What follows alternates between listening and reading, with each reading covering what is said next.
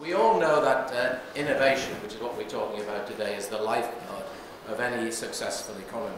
But 10 years ago, it was obvious that there was a gap somewhere, that the UK was inventing things, but other countries were commercialising them. And we were always saying to ourselves, why is this happening? What's happening? We've got great universities, we've got good businesses, why isn't the products that are coming out of the universities being commercialised? And the reason is that innovation is not easy. It's not cheap. And we've estimated at CPI that for every pound that goes into universities, it needs another £63 to get it to market. So there's more investment has to come after the universities have done the job that they're doing. And that means that often the investment by any one company, a single company, is too big. It's either too big or too risky, and therefore it wasn't happening. Now, other countries solved that problem by bridging the gap, by public sector investing in centres, and the classic of that is the Fraunhofer centres in Germany. And they've been immensely successful in bridging the gap between universities and business. And 10 years ago, the UK did not have such centres, but today we do. 10 years ago, CPI was launched into that area, launched for the process industry, when the process industry, as we all know, was seen and thought to be in decline. It was seen as a sunset industry. In fact, it was classified by people not too far from here as a sunset industry.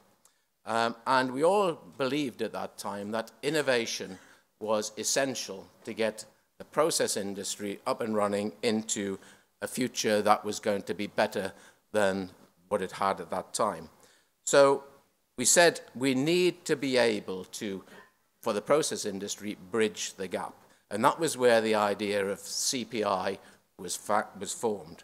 And so for CPI, our first task 10 years ago was, well, we've got this idea, now we need a management team, and now we need a board that's going to be able to drive it forward. And it's fantastic that the same people that started CPI, the board level and the management team 10 years ago, are still today driving CPI forward.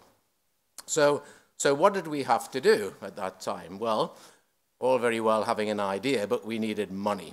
And we needed money, and we needed public money. And we needed to convince people in government that there was genuine market failure.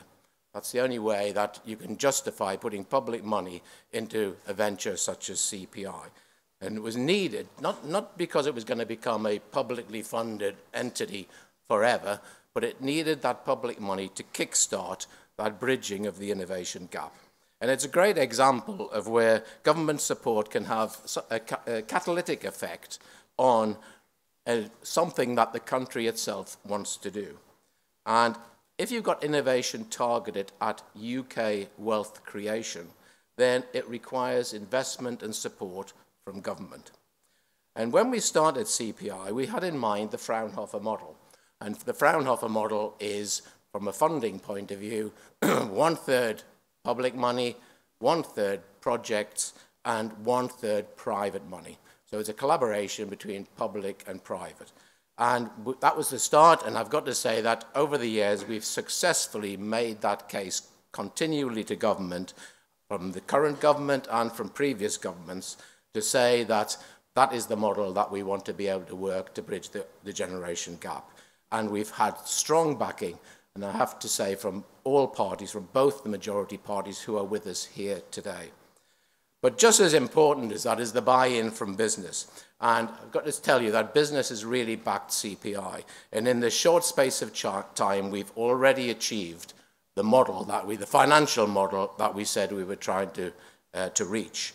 And now about 1/2 of CPI's funding comes from business.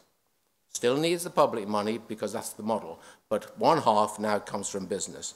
So in doing that, what have we achieved and what are we celebrating? Well, in 10 years, CPI is now established as an internationally recognized hub of innovation. We operate in some of the most exciting areas of industrial development: industrial biotechnology, printable electronics, formulations, and biopharmaceuticals. CPI fills the space, the innovation gap, between the science of our universities in those areas and the businesses that will take new products to market.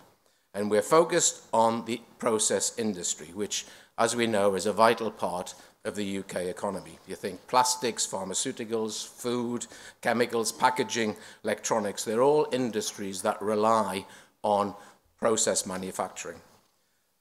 But competing on a global level, companies in these sectors need to have the most effective and world-beating capabilities in both their processes and in the products that they're developing. So CPI is now established as the UK's National Innovation Centre for Industrial Biotechnology, for Printable Electronics, and just recently, the National Centre for Biologics Manufacture. We're also the National Centre for Biorefining, Sustainable Processing, Anaerobic Digestion, and Product Formulation. And of course, we're a proud partner of the High Value Manufacturing Catapult. And it doesn't just stop in the UK. CPI has been very successful in collaboration across Europe, and we've participated in projects which have directly brought 150 million euros into the UK innovation agenda. Our growth in 10 years has been amazing. Today, CPI has over 240 highly qualified people and an asset base second to none in our industry.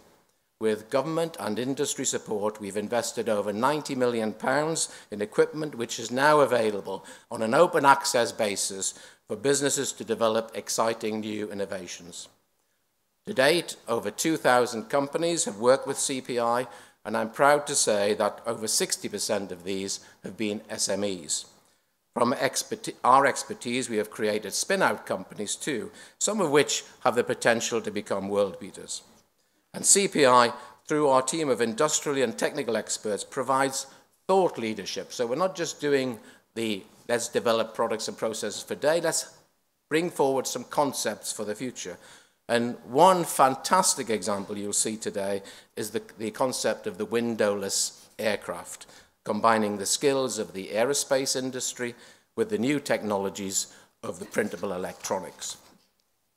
Our expansion continues at a pace, and right now the National Biologics Manufacturing Centre is being built at CPI. Opening in April next year, this £38 million project will create a globally competitive centre, is where the world's leading producers of pharmaceuticals, of biopharmaceuticals, will prove and develop their manufacturing processes. And following the Chancellor's last budget statement, CPI has also been asked to deliver the UK's National Graphene Application Innovation Centre. And this exciting new material, where the UK won a Nobel Prize for its science, is CPI is the place where the science of graphene will be turned into the application where it can be used by businesses. So as we reach our 10th anniversary, CPI, you can see, is a mature organisation capable of delivering innovation for the UK in a number of key sectors. But this is just the beginning.